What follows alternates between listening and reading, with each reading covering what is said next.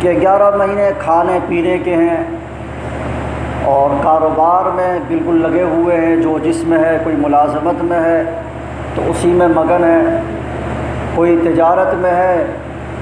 تو اسی میں دن رات مشغول ہے،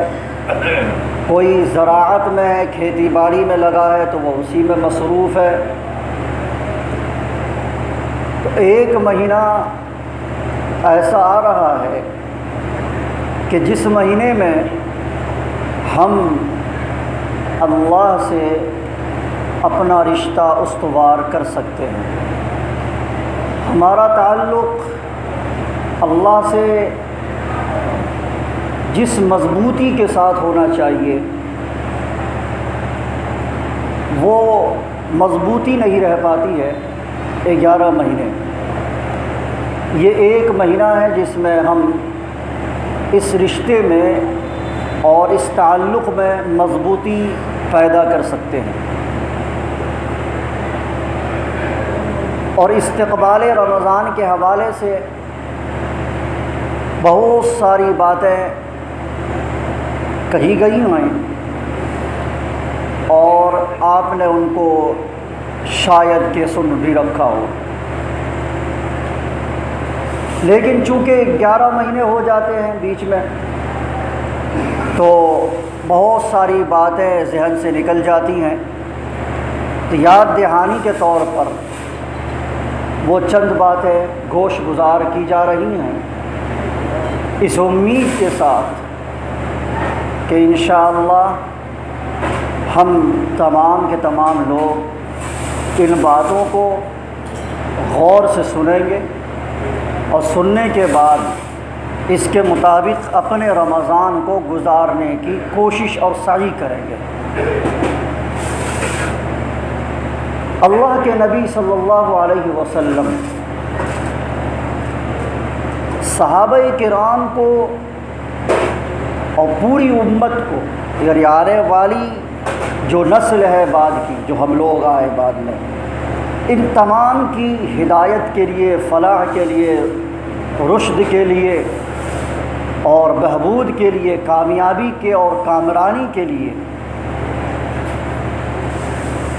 ارشادات مختلف اوقات میں فرماتے رہے۔ شعبان کے آخری ایام میں اللہ کے نبی صلی اللہ علیہ وسلم نے ایک مفصل خطاب فرمایا۔ اللہ کے نبی صلی اللہ علیہ وسلم کی خصوصیت یہ بھی ہے کہ آپ جوامع الکلم، مختصر بات کہتے تھے اور ان باتوں کے درمیان جامعیت ہوتی تھی، نافعیت ہوتی تھی، اور یہ بھی بات ہے کہ خیر الکلام ما قل ودل، بہتر گفتگو وہی ہے جو مختصر ہو اور مدلل ہو۔ لیکن شعبان کے آخری ایام میں آپ نے جو خطاب فرمایا ہے وہ قدر تفصیل سے ہے۔ چنانچہ سلمان فارسی رضی اللہ تعالیٰ عنہ راوی ہیں، وہ روایت فرماتے ہیں، اور سلمان فارسی رضی اللہ تعالیٰ عنہ کا کیا مقام اور مرتبہ ہے وہ آپ نے مختلف اوقات میں سن لیا ہے۔ مختصر یہ کہ آتش پرست ان کے والد محترم تھے، جس طرح سے حضرت ابراہیم علیہ نبینا علیہ الصلاۃ والسلام کے والد محترم بت پرست تھے۔ آنکھیں کھولی تو اپنے گھر سے ہی مقابلہ کرنا پڑا، قوم سے مقابلہ کرنا پڑا، حاکم وقت سے مقابلہ کرنا پڑا، آخرکار نتیجتاً انہیں اپنے گھر سے نکلنا پڑا اور ہجرت کرنی پڑی۔ سلمان فارسی رضی اللہ تعالی عنہ کی حالت بھی کچھ اسی طرح کی ہے کہ جب انہوں نے آنکھ کھولی تو دیکھا کہ لوگ آگ کی پوجا کر رہے ہیں، مزاحمت کی، روکا ٹوکا، حالات ایسے بنے کہ ان کے والد محترم نے ان کو گھر سے نکال دیا، اور یہ بھی ہجرت کرتے ہوئے مختلف خطوں میں گئے، اور اس وقت چونکہ دین برحق جو تھا وہ عیسائی مذہب تھا، دین عیسائیت، تو پادریوں سے ملتے رہے، وہ راہبوں سے ملتے رہے۔ آخری میں ایک پادری اور ایک راہب سے ان کی ملاقات ہوئی، ان کی صحبت انہوں نے اختیار کر لی۔ جب اس پادری کا انتقال کا وقت قریب آیا تو سلمان فارسی رضی اللہ تعالیٰ عنہ نے ان سے پوچھا قریب المرگ کہ اب آپ کا انتقال ہو رہا ہے، آپ ہمیں بتائیں کہ آپ کے بعد میں کس کی صحبت اختیار کروں اور میں کہاں جاؤں؟ تو اس راہب اور پادری نے یہ کہا کہ دیکھو، میرے علم کے مطابق نبی آخر الزمان حضرت محمد الرسول اللہ صلی اللہ علیہ وسلم کی بعثت کا اور ظہور کا وقت قریب ہے، تم وہاں چلے جاؤ، جنوب کی جانب کھجور کے درخت ہوں گے، یعنی وہ علاقہ کھجوروں کا علاقہ ہوگا۔ چنانچہ جب وہ مر گیا تو وہاں سے وہ سلمان فارسی رضی اللہ تعالیٰ نکلے اور جا رہے تھے قافلے کے ساتھ، اور قافلے کے ساتھ جب جا رہے تھے تو ڈاکوؤں نے اس قافلے پر حملہ کیا اور ان کو پکڑ لیا اور غلام بنا لیا۔ حسن اتفاق کہ ان لوگوں نے جو ان کو فروخت کیا تو لینے والا جو تھا وہ یہودی تھا جو مدینے کا تھا، یعنی جہاں ان کو جانا تھا وہیں کے آدمی نے ان کو خرید لیا، اور قسمت نے اس طرح یاوری کی ان کی۔ ہم کہتے ہیں نا کہ بھائی پیاسے کو کنویں کے پاس جانا چاہیے، لیکن یہاں معاملہ تھوڑا الٹا ہو گیا کہ پیاسا کنویں کے پاس نہیں، کنواں خود چل کر پیاسے کے پاس آئے گا، کہ اللہ کے نبی صلی اللہ علیہ وسلم خود مدینہ تشریف لا رہے ہیں۔ یہ ان کی قسمت ہے، خوش قسمتی ہے۔ تو سلمان فارسی رضی اللہ تعالیٰ مدینہ میں رہے، کھجوروں کے باغات میں کام کرتے رہے، یہودیوں کی مزدوری کرتے رہے، غلامی کرتے رہے۔ ان کو پتہ چلا کہ مکہ میں کوئی ایک شخص ہے جو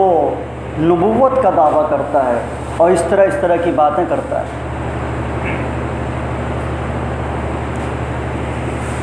تو چونکہ ان کے پاؤں میں غلامی کی زنجیر تھی، یہ جا نہیں سکتے تھے، چنانچہ شدت اشتیاق سے وہ مرے جا رہے تھے کہ کس طرح وہ وقت قریب آئے اور اس نبی آخر الزمان صلی اللہ علیہ وسلم سے ملاقات کا شرف حاصل ہو۔ ایک وقت آیا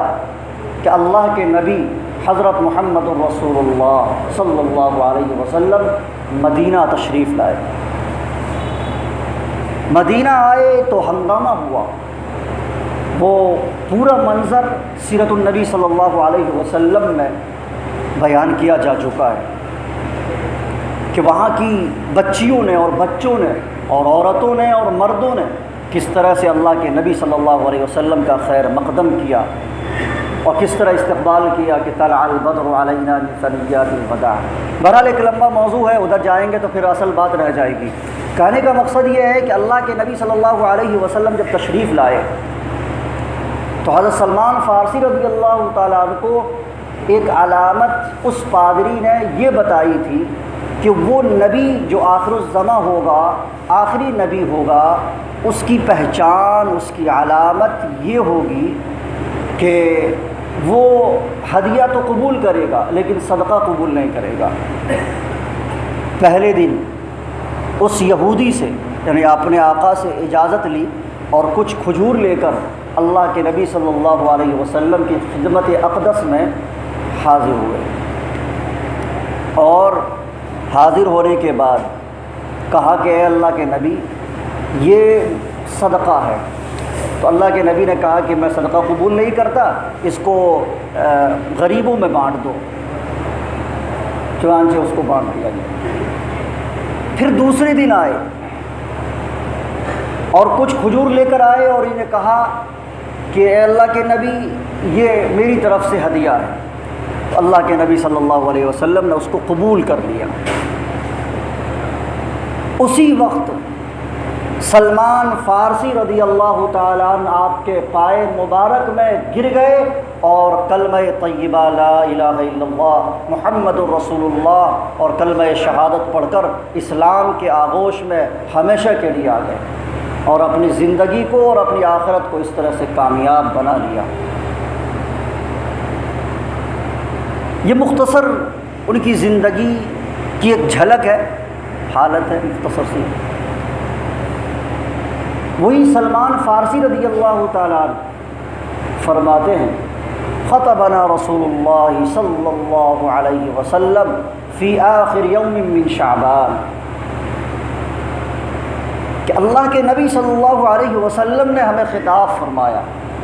ہمارے درمیان تقریر کی آخر شعبان میں، شعبان کے آخری ایام میں۔ ایک روایت ہے فی آخر جمع من شعبان، مشہور تو یہی ہے فی آخری یوم من شعبان کہ شعبان کے آخری ایام میں، دنوں میں، لیکن ایک روایت یہ بھی ہے کہ آخری جمعہ میں ہم سے خطاب فرمایا اور کہا یا ایھا الناس،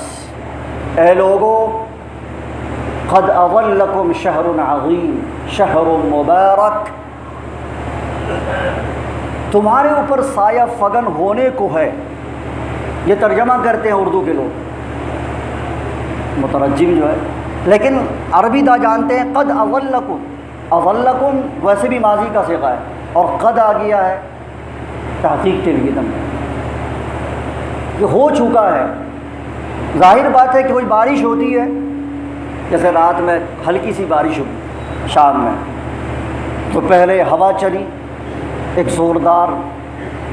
پھر اس کے بعد اس کے آثار آئے، پھر تھوڑی سی بارش ہوئی۔ اب رمضان ہے، رمضان کے انوار و برکات رمضان میں تو آئے نازل ہوں گے ہی، لیکن اس سے پہلے ہی شعبان کے آخری ایام میں اس رمضان کی خصوصیت جو ہے انوار و برکات کی بارش، وہ آخری ایام ہی سے شروع ہو جاتی ہے، وہ بارش برسنے لگتی ہے۔ اسی لیے اللہ کے نبی صلی اللہ علیہ وسلم نے ارشاد فرمایا قد اظلکم، تم پر سایہ فگن ہو چکا ہے، اور کہ انوار و برکات کی جھلک اور اس کی ہوا تمہارے اوپر، ان کے جھونکے رحمت کے، اللہ کی رحمت کے جھونکے وہ تم سے لگ کر گزر رہے ہیں۔ قد اظلکم شہر عظیم، ایک عظیم المرتبت، عظمت والا مہینہ سایہ فگن ہو رہا ہے۔ شہر و مبارک بابرکت مہینہ ہے، عام مہینہ مت سمجھو اس کو کہ 11 مہینے جس طرح تمہیں لاپرواہی کے ساتھ اور غفلت کے ساتھ اور جیسے تیسے گزار دیا، ایسا نہیں ہے، بلکہ اس مہینے کو تم قابل عظمت سمجھو، قابل توجہ سمجھو، قابل اعتنا سمجھو، اور اپنی پوری توجہ اس مہینے کے اندر اللہ کے اوامر و نواہی کے بجا لانے کی طرف مبذول کر دو۔ شہر فیہ لیلہ، پھر اس کی اہمیت بتائی کہ اس میں ایک رات ہے، خیر من الف شہر، جو 1000 مہینوں سے افضل ہے۔ جعل اللہ صیامہ فریضہ، یہ ایسا مہینہ ہے کہ جس مہینے کے روزوں کو اللہ تعالیٰ نے فرض قرار دیا ہے، یہ دن کا ایک پروگرام ہے۔ ظاہر بات ہے 24 گھنٹے ہیں، دن رات، دن بھی ہے رات بھی ہے، اور 24 گھنٹے ہیں، تو دونوں کے یعنی دن اور رات دونوں کے پروگرام اللہ کے نبی صلی اللہ علیہ وسلم کو بتانے ہیں، تو بتایا کہ دن کا پروگرام یہ ہے کہ روزہ رکھو، روزہ کو اللہ نے فرض قرار دیا ہے، وقیام اللیل تطوعا، اور رات کے قیام کو یعنی تراویح کو تطوع نفل، لیکن کہا کہ سنت مؤکدہ قرار دیا ہے، سنت مؤکدہ ہے، با جماعت 20 رکعت تراویح پڑھنا یہ سنت مؤکدہ ہے۔ اب ہے کوئی اگر بولتا ہے کہ بھائی 20 رکعت ثابت نہیں ہے، وہ اپنی جگہ ہے، ٹھیک ہے کرو، تم 8 ہی رکعت پڑھو، لیکن خلفشار انتشار امت کے درمیان پیدا کرنا اور یہ کہنا کہ تمہاری نماز نہیں ہوتی، یہ سنت سے ہٹ کر کے ہے، شریعت سے ہٹ کر ہے، یا کسی بھی طور قابل قبول نہیں ہے۔ ائمہ اربعہ